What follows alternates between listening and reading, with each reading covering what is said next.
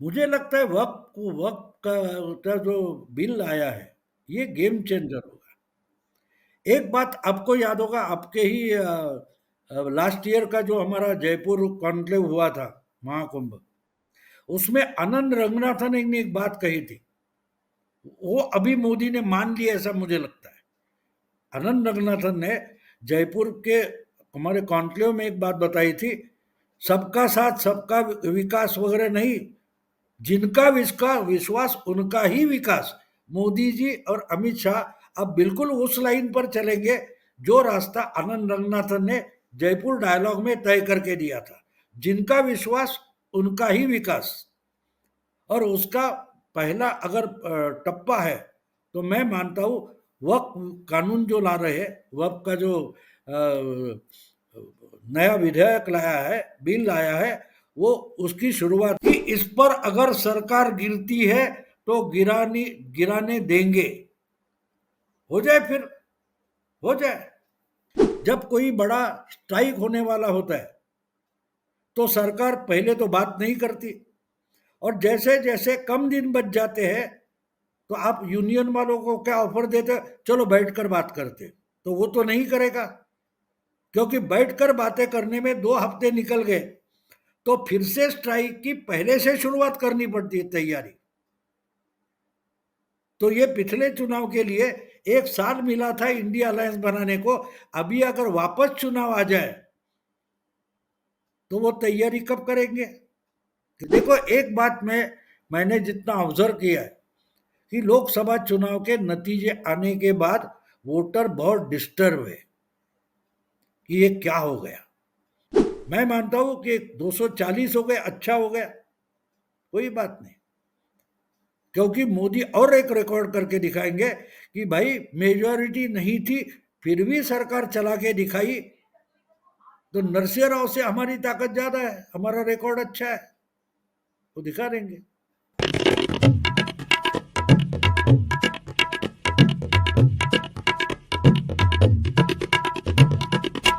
नमस्ते, आप सभी का स्वागत है आज के इस कार्यक्रम में। और आज हमारे साथ हैं बहुत दिनों बाद भाऊ तोरसेकर जी। मैं स्वागत कर रहा हूं भाऊ का जयपुर डायलॉग्स पे बहुत दिनों के बाद। और आपको याद दिला दूं 25, 26, 27 को जो हमारा राष्ट्रवादियों का महाकुंभ होने वाला है, भाऊ भी उसमें रहेंगे, तो आप लोग जल्दी से जल्दी रजिस्ट्रेशन करवा लें। Join us at the Jaipur Dialogues Annual Summit 2024, a 3-day event filled with powerful discussions and thought-provoking ideas. 80+ speakers, 15+ sessions, one mission: reclaiming Bharat. Be part of a movement to rediscover and reshape the future of our nation.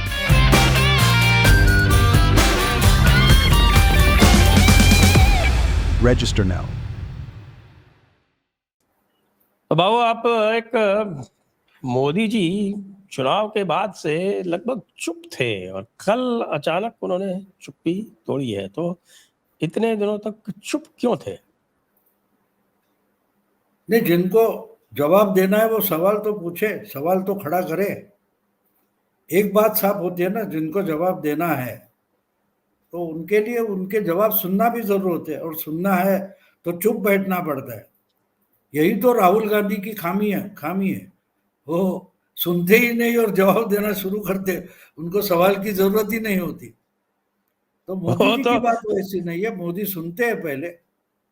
और जो हमारे बाला साहब ठाकरे बोलते थे, 100 सोनार की 1 लोहार की, तो 100 सोनार की पूरी भी होने देना चाहिए, फिर एक हथौड़ा मारो तो काम खत्म, तमाम हो जाता है।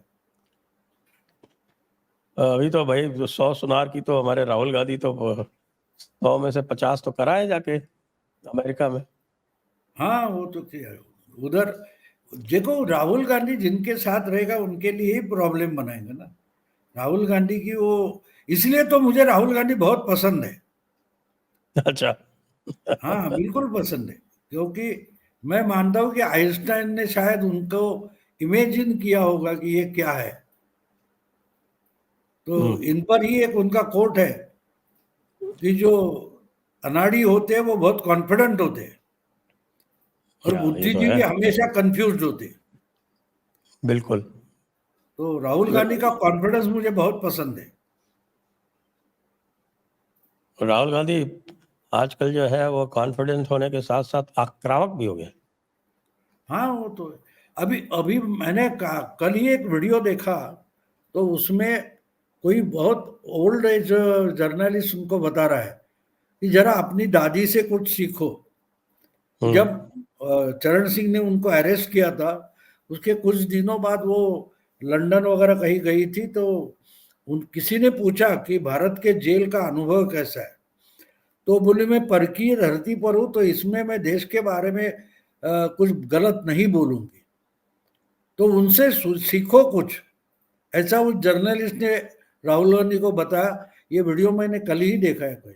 तो ये बात होती है ना, राहुल गांधी को सीखना नहीं, वो सर्वज्ञानी है, उनको सीखने के लिए कुछ बचा नहीं है, इसलिए वो सिखों की पगड़ी जाकर अमेरिका में उतार देते हैं और कई इंडिया अलायंस का स्पेलिंग समझाने की कोशिश करते हैं। तो ये तो होता रहेगा जब तक वो बोलते थे ना, क्या, जब तक रहेगा समोसे में आलू तब तक रहेगा बिहार में लालू। वैसे जब तक रहेंगे राहुल गांधी वब तक चलते चलेंगे मोदी, ऐसा है। अच्छा। हाँ, लेकिन इस बार तो राहुल गांधी 52 से 99 पे पहुंच गए, डबल हो गए उनकी, तो अभी कॉन्फिडेंस जो है वो बिल्कुल नहीं चरम वो पे है। नहीं, वो तो 99 तक पहुंच गए, लेकिन तीसरी बार 100 भी पार नहीं कर पाए ना। वो भी देखो, सोनिया गांधी 98 में कांग्रेस की नेता बनी, पहला चुनाव था 99 में।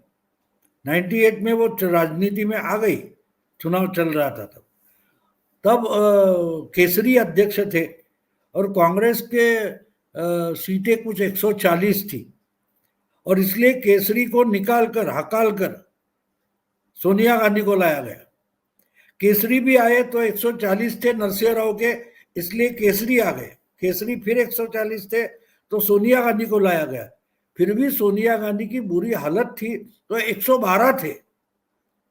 अब तक राहुल गांधी वहां पहुंचे नहीं है और 3 चुनाव हो गए। तो 3 चुनाव के चौथे चुनावों में लेवल करेंगे अपने मामा से, मम्मी से 112 तक पहुंच जाएंगे, फिर केसरी तक पहुंच जाएंगे, फिर नरसिंह तक पहुंच जाएंगे। तो अभी 4 कम से कम चुनाव बचे हैं मेजोरिटी के पास पहुंचने के लिए। हाँ, लेकिन कांग्रेस पार्टी तो ऐसी ही बनी रहेगी ना। कांग्रेस पार्टी में तो कोई किसी तरह का कोई शरण होने की तो कोई संभावना दिख नहीं रही। नहीं, पार्टी बची ही नहीं है ना। वो पार्टी कहाँ है, उसमें ऑर्गेनाइजेशन नहीं है कोई, तो किसी के करिश्मा पर चलना जरूरी है।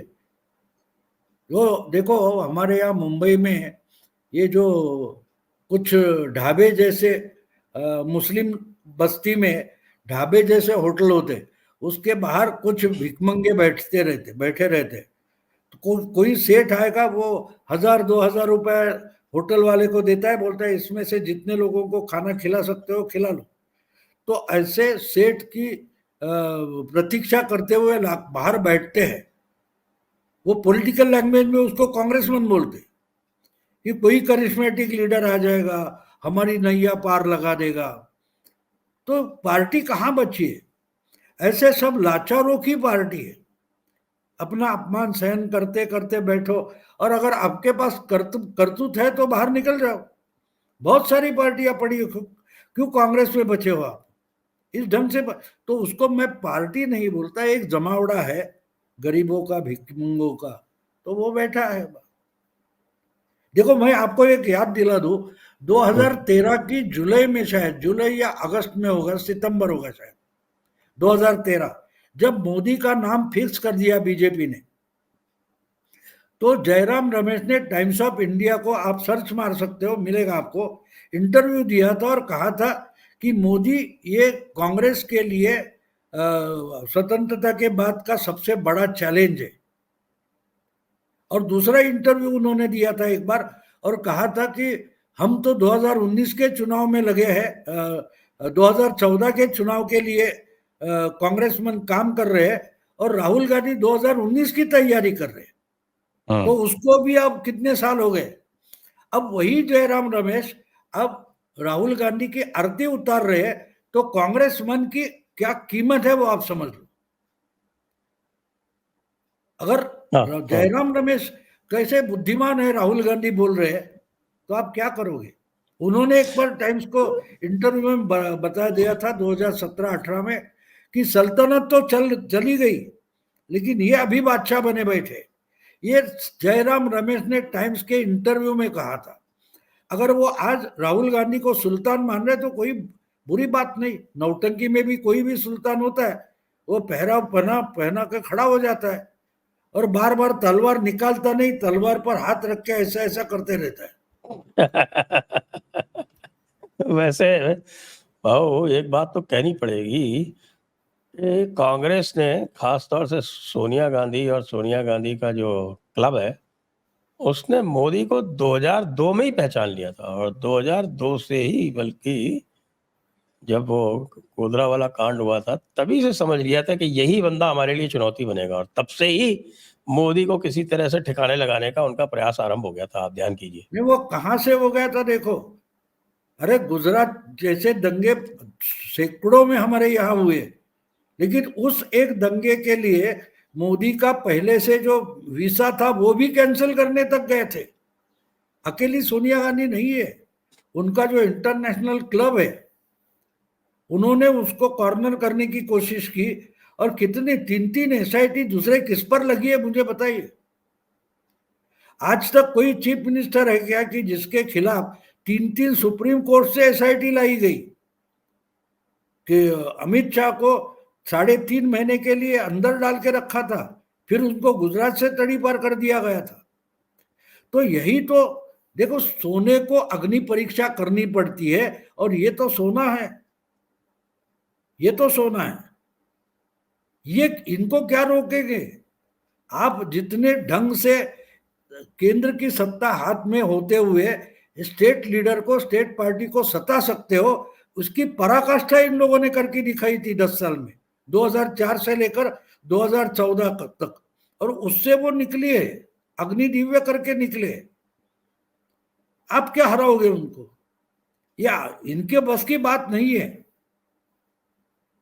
और मैं हमेशा एक बात और बोलता हूं कि हम पुराण या महाभारत वगैरह वगैरह सुनते हैं, समझने की कोशिश नहीं करते। एकलव्य क्या था, उसको सिखाया नहीं, उसको सिखाया नहीं, फिर भी वो अर्जुन से अच्छा धनुर्धर बन गया था। और जब बन गया तब जाके द्रोणाचार्य बोलते अब अंगूठा दे दो। तो ये एकलव्य 21वीं सदी का है, ये अंगूठा काट कर देता नहीं, ये अंगूठा दिखाता है। तो अंगूठा दिखा रहा है तो ये काट के ले लो ऐसा नहीं बोल रहा है, ये इनको अंगूठा दिखा रहा है। तो अब मोदी ने चूंकि अब बोलना शुरू किया है, तो अब क्या स्ट्रेटजी लग रही है। 100 दिन हो गए, अपने 100 दिन की बात कर दी कि भाई 100 दिन में क्या क्या किया है, ये बोल दिया।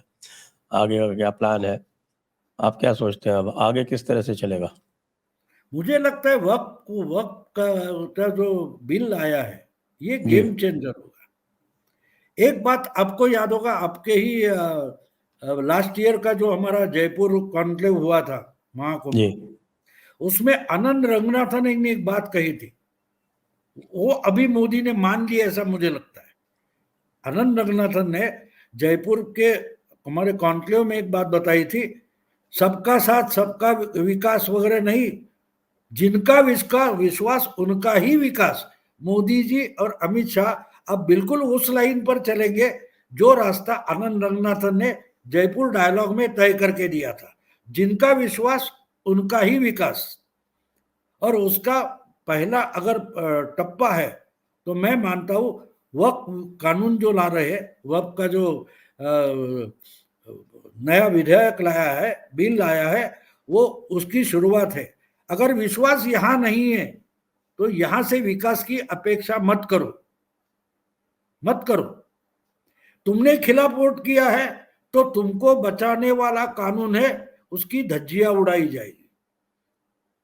तो मैं मानता हूं आनंद रंगनाथन ने 1 साल पहले जो एजेंडा दिया था वो अब एक्सेप्ट हुआ है, उसी लाइन पर चलेंगे। वक्फ का मतलब क्या है? जितनी दादागिरी करने के मौके आपको मिले, 10 साल मेजॉरिटी होकर भी ये हटाया नहीं गया था, तो मान लिया था कि आप विश्वास रखेंगे। अब विश्वास नहीं है तो विकास नहीं है। और वैसे तो वक्फ तो पूरी तरह से एक ये समझ लें कि जमीन हड़पने का कार्यक्रम था। 2013 के अमेंडमेंट के बाद मैं बताऊं, मैंने भी यहाँ पिटीशन लगाई थी राजस्थान हाई कोर्ट में, और बहुत सारे लोगों ने पिटीशन लगाई। वो सारी पिटीशन जो है वो मंगवा ली गई है वहाँ जेपीसी में, और जेपीसी में उन सारी पिटीशन का एग्जामिन करने के बाद ये जो, बल्कि जब जो अमेंडमेंट हुआ है वो भी सारी पिटीशंस को एग्जामिन करने के बाद हुआ है।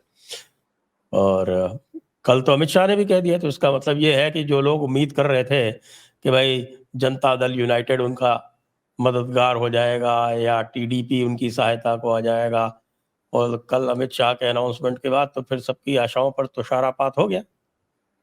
हाँ बिल्कुल, ख्याली पुलाव बनाना कोई बड़ी बात नहीं होती। उसके लिए किसी शेफ को बुलाने की भी जरूरत नहीं होती, ना चूल्हे की जरूरत होती है, ना हांडी की जरूरत होती है। ख्याली पुलाव है, जो कुछ चूल्हा जलाना है, गैस जलाना है, हांडी, वो सब कल्पना में, ख्यालों में होना चाहिए ना। तो ये तो ख्याली पुलाव बनाते रहेंगे, कोई बात नहीं। लेकिन एक बात साफ है कि इस पर अगर सरकार गिरती है तो गिराने देंगे। हो जाए फिर, हो जाए। देखो एक बात मत भूलो, मुझे याद आता है जब 79 में चरण सिंह प्रधानमंत्री बने थे, तो इंदिरा गांधी के सपोर्ट से बने थे। मुझे आज भी, उस समय चैनल वगैरह नहीं थे, दूरदर्शन ही था।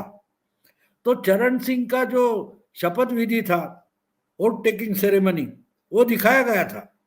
और वो राष्ट्रपति भवन से इंदिरा गांधी निकल कर बाहर आ रही थी, और दूरदर्शन के रिपोर्टर ने उनसे पूछा था ये सरकार कितनी चलेगी। तो इंदिरा जी का जवाब ये था, एक एक सेंटेंस का जवाब था, elections are round the corner. उसके बाद जब 6 महीने में विश्वास प्रस्ताव मंजूर करने की बात आई, तब इंदिरा जी ने क्या बोला था? मैंने सरकार बनाने के लिए सपोर्ट किया है, सरकार चलाने के लिए नहीं। तो वहां से हिस्ट्री शुरू हो जाती है। अगर इनको निकलना है तो नीतीश के जो कुछ 15 बचे हैं, क्या 5 भी बचेंगे?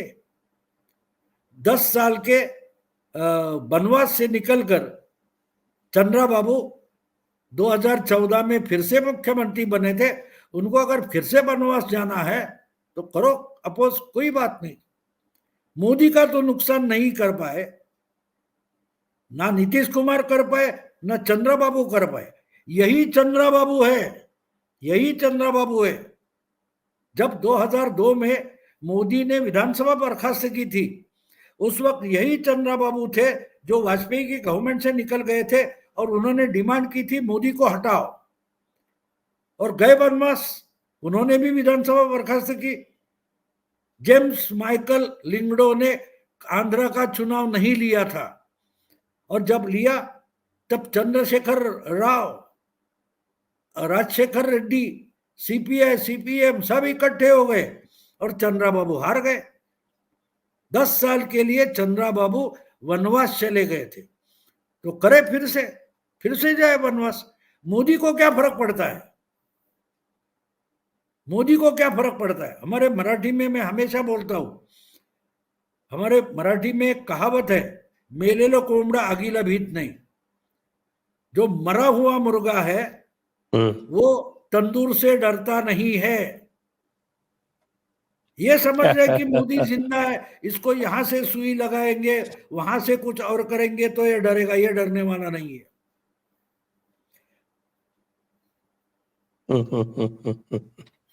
ये तो है। जिसको कहते हैं ना कि मोदी के पास कुछ खोने को नहीं है, आगे पाने को ही है। बहुत सारे लोग तो कह रहे थे कि भाई आप जो है वो अपने जो मेन चीजें हैं, खासतौर से जो कोर वोटर जो चाहता है वो करके और दोबारा चुनाव में चले जाओ। और जिनको पछतावा है 2024 के चुनाव का, वो तो कंसोलिडेट हो जाएंगे। देखो एक बात होती है, जब आप तो एडमिनिस्ट्रेशन में रहे हो, आपको मालूम है, जब कोई बड़ा स्ट्राइक होने वाला होता है तो सरकार पहले तो बात नहीं करती, और जैसे जैसे कम दिन बच जाते हैं तो आप यूनियन वालों को क्या ऑफर देते, चलो बैठकर बात करते, तो वो तो नहीं करेगा, क्योंकि बैठकर बातें करने में 2 हफ्ते निकल गए तो फिर से स्ट्राइक की पहले से शुरुआत करनी पड़ती है तैयारी। तो ये पिछले चुनाव के लिए 1 साल मिला था इंडिया अलायंस बनाने को, अभी अगर वापस चुनाव आ जाए तो वो तैयारी कब करेंगे, क्योंकि 6 महीने तो चुनाव पक्का हो जाएगा अगर सरकार गिरती है तो इतनी आसान बात नहीं होती। देखो, मैं आपके पास बैट है तो सामने वाले के पास भी बॉल होता है, ये मत गलती मत करना, या आपके पास बॉल है तो सामने वाले के पास भी बैट होती है। तो जब आप समालोचन करोगे, ये करोगे, एनालिसिस करोगे, तो दोनों तरफ कुछ ना कुछ है, इसलिए तो आमने सामने खड़े, ये मत भूलो, ये मत भूलो। तो मोदी जी ने सरकार बनाई है तो उसका और एक बात होती है कि वो कब आज भी मेजॉरिटी सपोर्टेड प्राइम मिनिस्टर है, जी में आए उस दिन वो लोकसभा बर्खास्त कर सकते हैं और चुनाव में जा सकते हैं। तो ये सब मामला जो था 303 से 240 तक, वो तब तक था जब तक मोदी प्राइम मिनिस्टर नहीं बने थे, लेकिन आज फिर से अविश्वास प्रस्ताव नहीं आएगा, मंजूर नहीं होगा, तब तक मोदी मेजॉरिटी के प्राइम मिनिस्टर है और जी में आए उस दिन लोकसभा बर्खास्त कर सकते हैं। ये हर एक को ध्यान में रखना चाहिए कि अगर उद्धव को 9 एमपी बचाने हैं, चंद्रा बाबू को 16 एमपी बचाने हैं, नीतीश को उसके 15 एमपी बचाने हैं, तो लोकसभा बर्खास्त नहीं होनी चाहिए। और बर्खास्त करने का अधिकार एक ही इंसान के सामने है, उसके साथ छेड़खानी नहीं करना। हाँ, लेकिन अब तो राज्यसभा में भी बहुमत हो गया है, तो अब क्या आवश्यकता है? नहीं नहीं, कुछ दिनों राज्यसभा तक तो की चलेगा। परवाह नहीं है, वो तो राज्यसभा अमित शाह हैंडल करते, जब नहीं था तब 370 ट्रिपल तलाक उन्होंने हैंडल किया है, राज्यसभा की बात ही नहीं है, क्योंकि राज्यसभा की मेजोरिटी पर गवर्नमेंट गिरती नहीं या बनती नहीं, लोकसभा की मेजोरिटी का मामला है। और लोकसभा की मेजोरिटी में अगर इनके पास मेजोरिटी भी नहीं है, फिर भी 240 तो है, और बाकी लोगों के जो कुछ है 99 हो गए, 16 हो गए, 37 हो गए, यूपी में फिर से 37 सीटें अखिलेश नहीं ला सकता, क्योंकि अगला चुनाव होगा तब राहुल गांधी बोलेगा अब 16 पर नहीं चलेगा भैया, 32 तो देना पड़ेगा। क्या अखिलेश 32 सीटें देगा? तो इतनी आसान बात मत समझो। दूसरी तरफ में जो कुछ है, अरे हम ताश खेलने बैठते हैं तो आपके हाथ में भी 8 पत्ते हैं, 13 पत्ते, मेरे भी हाथ में 8 या 13 पत्ते होते हैं ना, मेरे हाथ में पत्ते ही नहीं, ऐसा तो ताश का खेल होता नहीं। तो ये ध्यान में रखना पड़ता है कि भैया सामने वाले के हाथ में भी पत्ते हैं, और अगर दिमाग लगाकर सामने वाला खेलता है तो आपके पास कितने बड़े पत्ते हैं उससे कुछ भी मतलब नहीं होता। अभी जो चुनाव होने वाले हैं उससे भी तो कुछ अंतर पड़ेगा ना। हरियाणा में जीतेंगे तो इनका कॉन्फिडेंस और ऊपर चला जाएगा, फिर उसके बाद किसानों को ले आके दिल्ली का फिर से घेराव कराएंगे। लेकिन हिमाचल से हरियाणा से सटा हुआ हिमाचल भी है, भूलिए मत, उसका कुछ तो प्रभाव होगा। सटे हुए राज्य जो होते हैं वो एक दूसरे के लिए, लोग लॉकडाउन के समय एक दूसरे के पास आने जाने नहीं देते थे। मुंबई से या कहीं से निकली हुई ट्रेन ममता दीदी ने 2-2 दिन बंगाल में एंटर करने नहीं दी थी, तो हिमाचल तो सटा हुआ है, और आज कोई भी यहां से वहां, वहां से यहां आ जा सकता है। तो हरियाणा का चुनाव इतना आसान नहीं बचा है हिमाचल के बाद। बाकी सब बातें कर दो, फोगाट इधर आया, फोगाट उधर गया, या कौन वो पुनिया कहाँ गया है, उससे कोई बात नहीं बनती। देखो एक बात मैंने जितना ऑब्जर्व किया है कि लोकसभा चुनाव के नतीजे आने के बाद वोटर बहुत डिस्टर्ब है कि ये क्या हो गया। और एक बात आपको समझा दूं, 2012 के चुनाव में जब मुलायम सिंह ने उत्तर प्रदेश विधानसभा में मेजोरिटी लाई थी, कुछ 212-14 वगैरह, याद होगा आपको, मायावती चुनाव हार गई थी, 2012 की बात है। लेकिन उस चुनाव में 403 सीटों में 68 एमएलए मुस्लिम चुनकर आए थे। उसकी रिएक्शन 2 साल बाद लोकसभा चुनाव में दिखाई दी। Not a single MP Muslim from UP, 80 में से एक भी मुस्लिम एमपी नहीं बना था। और उसका कारण मोदी का करिश्मा तो था ही, लेकिन जो 68 सीटें मुस्लिम एमएलए ने जीती थी, उसका जो शॉक वोटर को लगा था, तो इसलिए तो योगी आदित्यनाथ बोलते हैं ना, बटोगे तो कटोगे। बटोगे तो कटोगे। नहीं, वहाँ यूपी में तो दूसरे लेवल का ही चल रहा है। अभी देखिए कि वो जो वहाँ पर ये लोग जीते हैं, और उसके बाद से तो चारों तरफ एकदम से गुंडई जो है, चारों तरफ गुंडागर्दी चालू कर दी। जहाँ जहाँ एमपी है समाजवादी पार्टी का, वहाँ गुंडागर्दी उसी लेवल पे चालू हो गई जहाँ पहले हुआ करती थी। लेकिन योगी आदित्यनाथ ने वापस ठिकाने लगा दिया उनको।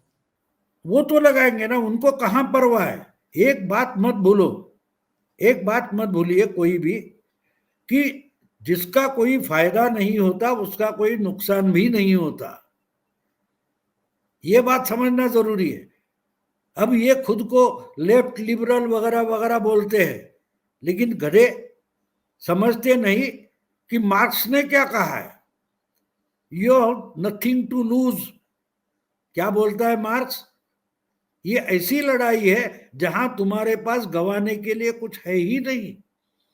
तो सबसे बड़े कौन है? मोदी और योगी, जिनके पास गंवाने के लिए क्या है? खुद का घर तक नहीं है, खुद का घर नहीं है, कोई ओनरशिप नहीं है, कोई बैंक अकाउंट नहीं है, तो वो क्या गंवाएंगे? गंवाने की सब चीजें आपके पास है।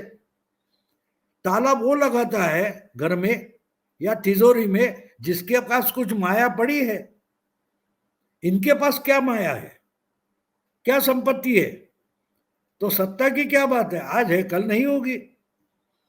लेकिन आपके पास जो थोड़ी भी सत्ता है, तो भी आपको डर कर ही रहना पड़ेगा, कब डाकू आएगा, कब चोर आएगा। इनके पास है क्या? तो उनको क्या डराओगे तुम? और जो डरता है वही तो बोलता है कि निर्भय बनो। जो डरा नहीं है वो निर्भय बनो की स्लोगन क्यों देगा? डरो मत, डरो मत। कौन बोल रहा है? रोज रोज रोज राहुल गांधी बोल रहा है डरो मत, क्योंकि उसको नेशनल हेराल्ड का भूत सता रहा है, अलग अलग घोटालों का भूत सता रहा है। तो ये खुद को समझा रहा है कि डरो मत। रात को अकेला अंधेरे रास्ते पर चलने वाला इंसान खुद डरा इतना होता है, जोर शोर से गाना गाना शुरू कर देता है। क्यों भैया, कौन सुनने वाला है? तो खुद को बताता है कि मैं अकेला नहीं हूं, मुझसे अंदर से आवाज आ रही है, मुझे डरने की जरूरत नहीं है, डरो मत। कौन बोल रहा है? मोदी बोल रहा है। मेजोरिटी जाने के बाद भी मोदी नहीं करते कि डरो मत, और ये तो रोज बोलते कि डरो मत। ये कहते मोदी मुझसे डरे हुए, और रोज बोलते कि संविधान पर हमला होना। अरे हमला होना, सामने वाला हमला कर रहा है इसलिए रो रहा है तू, और बोलता है वो डरा हुआ है। अजीब बात है, अजीब बात है। हमला भी कर रहा है और डरा भी हुआ है। हाँ, तो डरा हुआ। देखो क्या होता है, कुत्ता भी भौंकते भौंकते आपके सामने आ जाता है, आप आगे चलते रहो पीछे चलता जाएगा, क्योंकि वो डरा हुआ होता है आप कुछ करेंगे। तो इसलिए इनका नाटक चलता रहेगा। और दूसरी बात है, एक अगर झटका लगता है तो मोदी को उसका फायदा भी होता है। आपको मालूम है 2017 के विधानसभा चुनाव में गुजरात में बीजेपी 100 के नीचे आ गई थी। 5 साल बाद क्या हुआ? माधव सिंह सोलंकी का रिकॉर्ड खत्म हो गया। कांग्रेस 20 के आसपास पहुंच गई, 160 के आसपास बीजेपी चली गई, और एक भी एस्टेब्लिश लीडर गुजरात में बीजेपी का नहीं है।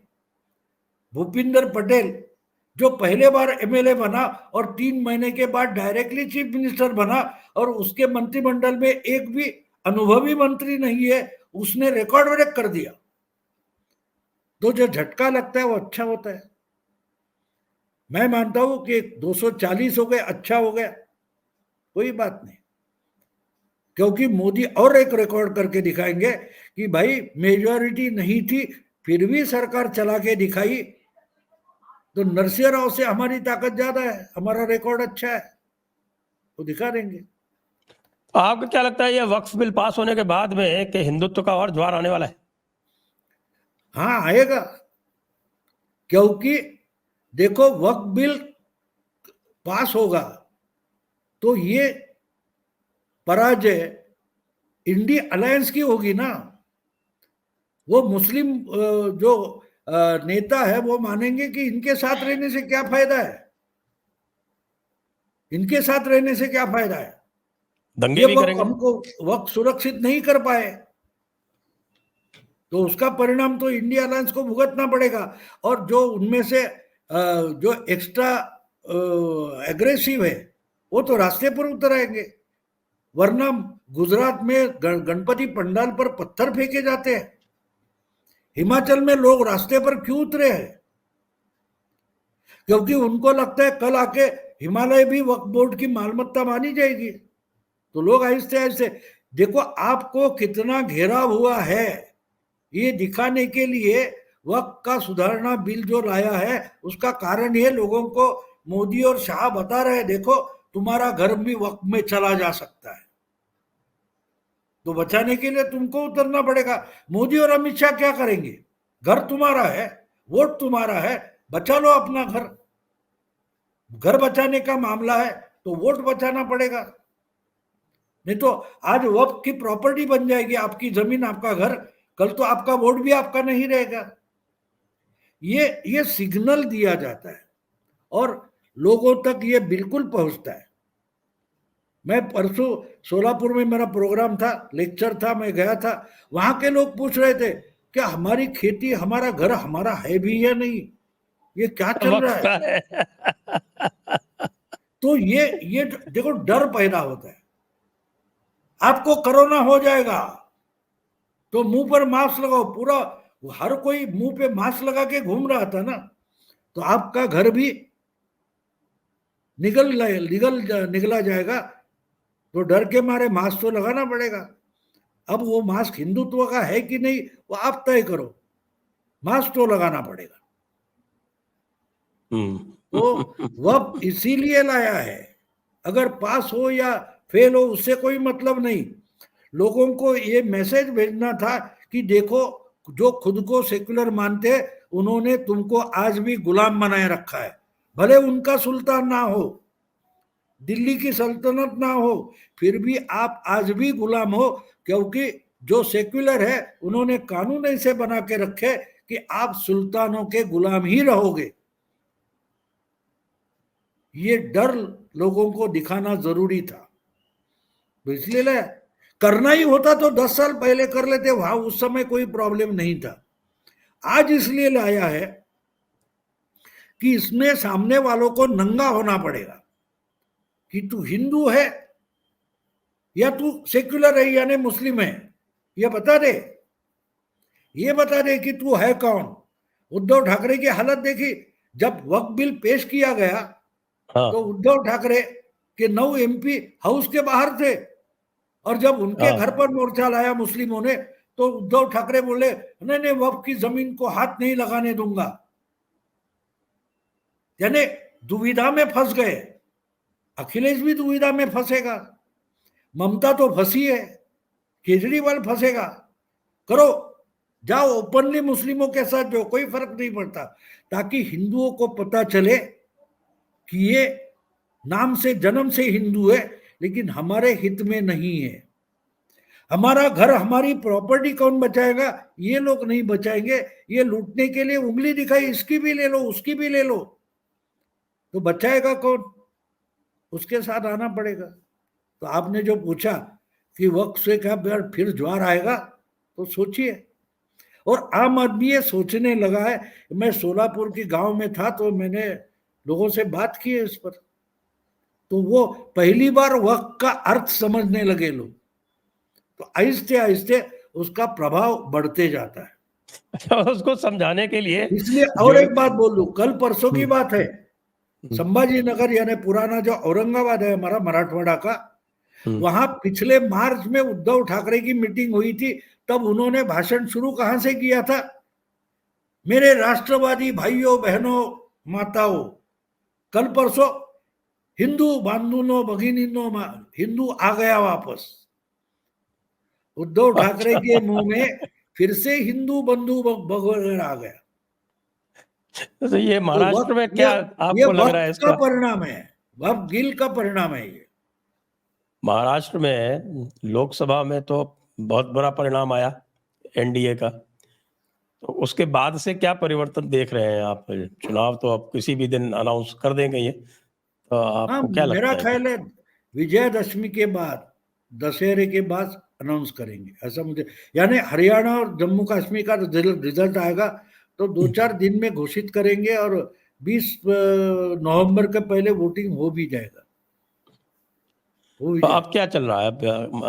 माहौल क्या, कुछ हिंदुत्व का माहौल सुधरा है या अभी जैसे पिछली बार जो है ये जाति वाति पे ले गए थे वही चल रहा है? नहीं नहीं, वो तो अभी देखो लोगों को पता चल गया हमने गलती कर दी। वोटिंग परसेंटेज कम हो गया था ना, 4-5%। और वो जो वोटर निकला नहीं वो बीजेपी का था, वो अजीत दादा के कारण नाराज होगा और किसी कारण नाराज होगा। फर्क कितना है देखो कि इंडी अलायंस के जो कैंडिडेट थे वो अपने टॉप लेवल पर पहुंच गए, इससे आगे नहीं जा सकते। और बीजेपी की जो क्षमता थी वो क्षमता का पूरा इस्तेमाल नहीं हुआ। अब इस बार तो हो जाएगा, इस बार तो हो जाएगा।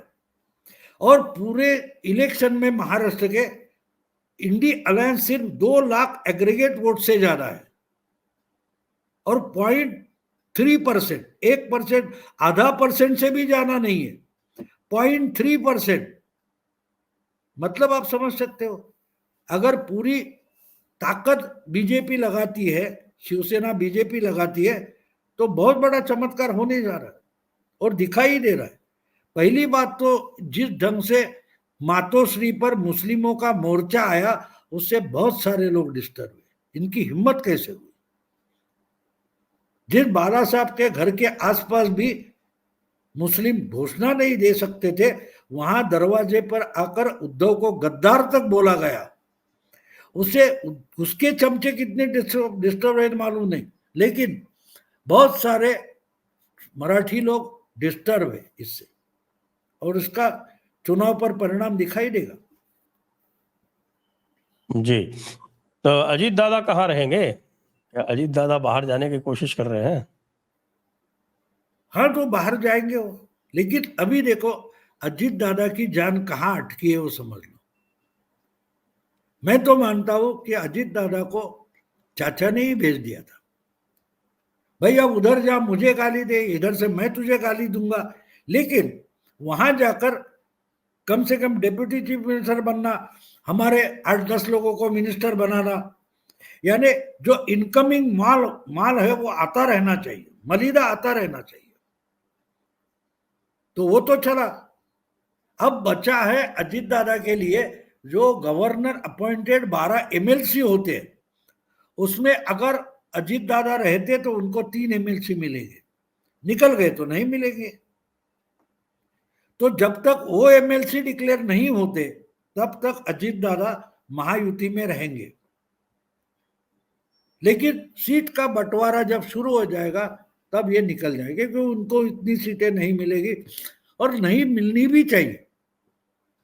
क्योंकि अगर अजित दादा के वोट शिंदे या फडणवीस को ट्रांसफर नहीं हो रहे और शिंदे और फडणवीस के वोट अजित दादा को ट्रांसफर नहीं हो रहे, तो उनको साथ रखने का फायदा क्या है?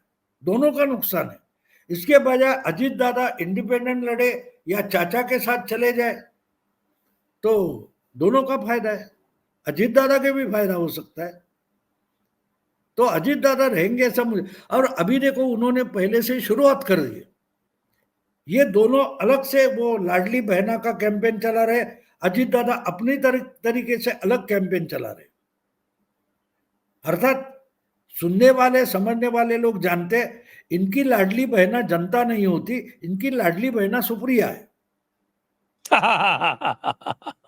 तो लाडली बहना अजित दादा की जो योजना है वो कॉमन घर के लड़की के लिए नहीं है, वो सुप्रिया के लिए है, चचेरी बहन के लिए है।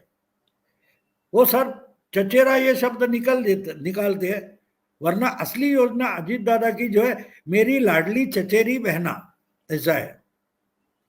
और शिंदे के लिए चचेरा वगैरह शब्द ने, असली कॉमन मैन की बेटी जो है वो मेरी लाडली बहना है। तो फिर उद्धव का क्या होगा? माया मिली न राम। हाँ, उद्धव जी की हालत बिल्कुल बुरी हो गई है, बिल्कुल बुरी हो गई है। यानी एक समय इनका मजाक उड़ाया जाता था पिछले 10 साल कि मेयर तो हमारा रहेगा, अब तो मेयर भी नहीं रहेगा क्योंकि मुंबई में हारेंगे, बिल्कुल हारेंगे और बुरी तरह से हारेंगे। क्योंकि अभी से शुरू हो गया है कि मुंबई में भी शिवसेना का टिकट मुस्लिमों को देना, ये मांग उठी है। और ये देखो इनकी सीटें बची है तो मुस्लिम वोट बैंक के कारण मुंबई में बची है। 2 साउथ बॉम्बे की 2 असेंबली सीट है, वहां मुस्लिम बहुल है तो वहां से बचे हैं, बाकी जगह ये तो मार खा गए। नॉर्थ ईस्ट में मुंबई जो है चेंबूर से लेकर मुलुंड तक, वहां भी मानखुर्द करके पूरा का पूरा 90% वोट उद्धव को मिल गया। वही बात सेंट्रल साउथ मुंबई कॉन्स्टिट्यूंसी की है, अणुशक्ति नगर वगैरह वहां बच गए तो वो मान लेते हैं। परभणी, मराठवाड़ा में परभणी का इनका एमपी तो खुलेआम बोल गया कि मुस्लिम वोटर ने हमारी इज्जत बचाई। अब बोलिए, तो वो समझ गए। देखो एक मालेगांव में भी यही हुआ ना? हाँ, धूले धूले सीट पे मालेगांव का भी यही किस्सा था धूले ना? में 5 जगह लीड था। एक असेंबली सीट है मालेगांव मध्य, वहां 196 कुछ 1000 वोट मिले तो 5 जगह का सब वाइप आउट कर दिया उन्होंने। तो बात साफ है, उद्धव के लिए बहुत बुरी परिस्थिति है। अच्छा, ये लोकसभा में सेगमेंट वाइज क्या सिचुएशन थी? कौन सेगमेंट वाइज तो लगभग बराबर से ही थे, क्या था? हाँ, लगा बराबर ही है मानो। हाँ, एक है कि जीतने में उनकी सीटें ज्यादा दिखाई देगी, लेकिन 50, 500, 700, 800 ये फर्क से कोई लीड नहीं होता असेंबली में। तो समझो 100 सीटें दोनों को लीड है, तो बीच में 88-90 सीटें जो बचती है, वहां यहाँ का गेम वहां हो जाता है, वहां हो जाता है, कोई बड़ी बात नहीं है। अब देखो आदित्य ठाकरे जहां 67,000 से जीत कर आए थे वर्ली में, वहां इनका डिफरेंस सिर्फ 6,000 पर बचा है। 67,000 से 6,000 बचा है, आप समझिए क्या है। तो वर्ली में आदित्य ठाकरे भी हार सकते हैं, ये चर्चा जोरों में चल रही है, जोरों में चल रही है। तो इसका मतलब महाराष्ट्र में कांटे का मुकाबला है। सर्वे मेरा ख्याल है टाइम्स नाउ वगैरह का सर्वे आ गया। देखिए लोकसभा चुनाव होने तक, नतीजे आने तक Eknath Shinde was non entity. आज Eknath Shinde top most man Maharashtra leader है। आपको कौन मुख्यमंत्री चाहिए? 37% बोलते एकनाथ शिंदे, 21% बोलते फडणवीस, 21% बोलते उद्धव ठाकरे। बाकी कांग्रेस पटोले वगैरह का नाम नहीं, 2%, 3% है। लेकिन अगर 21% ये और उनका, तो 58% फडणवीस और एकनाथ शिंदे का टोटल होता है, तो सामने बचा है उद्धव ठाकरे 21%। तो आप समझ सकते हो, एक चुनाव ने एकनाथ शिंदे को पैन महाराष्ट्र लीडर बना दिया। जब तक एकनाथ शिंदे चीफ मिनिस्टर नहीं थे तो आप नॉर्थ इंडिया वाले, हिंदी वाले, अंग्रेजी वाले एकनाथ शिंदे का नाम कहीं लेते नहीं थे। उद्धव ठाकरे के बाद अनिल परब है, आदित्य ठाकरे है, संजय राउत है, आप लोगों ने कभी एकनाथ शिंदे का नाम तक नहीं लिया था। लेकिन आज एकनाथ शिंदे महाराष्ट्र में सबसे पॉपुलर लीडर है। तो फर्क आप ये समझ सकते हो। मराठा आरक्षण आंदोलन का क्या इम्पैक्ट है लोकसभा वो में, क्या मराठा था, अब क्या आंदोलन का है? दत्ता सामंत हो जाएगा, दत्ता अच्छा, सामंत। अभी ये विधानसभा का चुनाव खत्म होने दो, उसके बाद मनोज जरांगे नाम कोई लेता है कि नहीं मुझे देखना है, सब भूल जाएंगे। ये तो कठपुतली है, ये तो कठपुतली है। और राज ठाकरे जैसे फैक्टर? अन्ना हजारे को केजरीवाल ने चीफ मिनिस्टर के बाद में, चीफ मिनिस्टर बनने के बाद मुड़कर तक नहीं देखा, मुड़कर नहीं देखा। कौन होता है ये? और आपको याद होगा जब केजरीवाल चीफ मिनिस्टर थे और ममता दीदी दिल्ली में आई थी, अन्ना हजारे के पांव तक छुए थे गाड़ी के बाहर निकलते, याद होगा आपको। और अन्ना हजारे और ममता दीदी ने मिलकर रामलीला मैदान पर एक रैली की थी, जहां भीड़ नहीं जुटे इसकी सब व्यवस्था केजरीवाल ने की थी।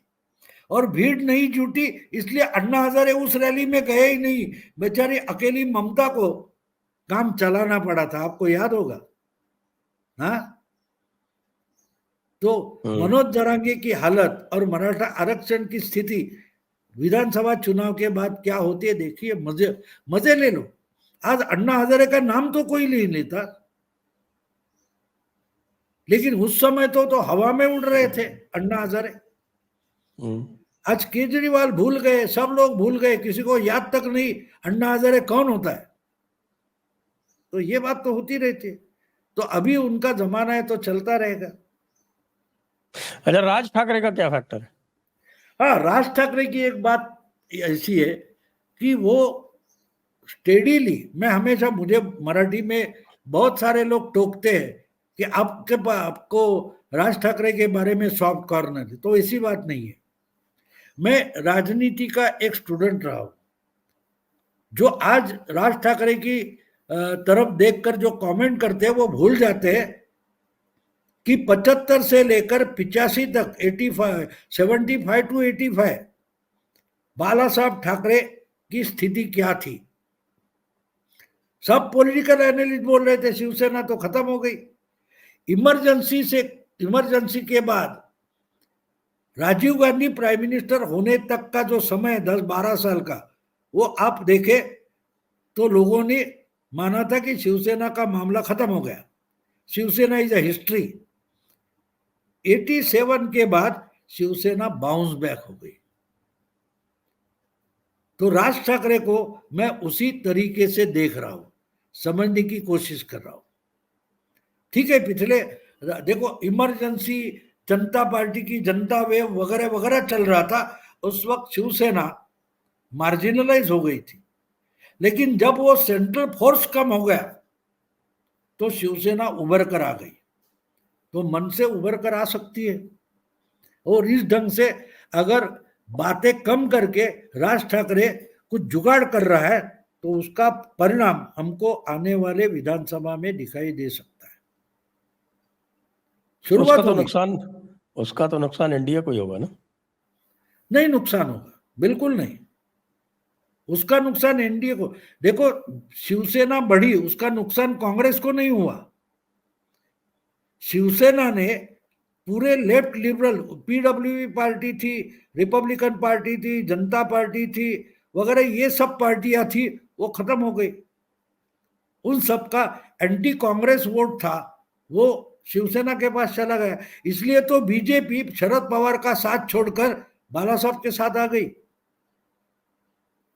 क्योंकि शरद पवार उस वक्त अपोजिशन पॉलिटिक्स करते थे और ये पूरे लिबरल पवार के साथ थे।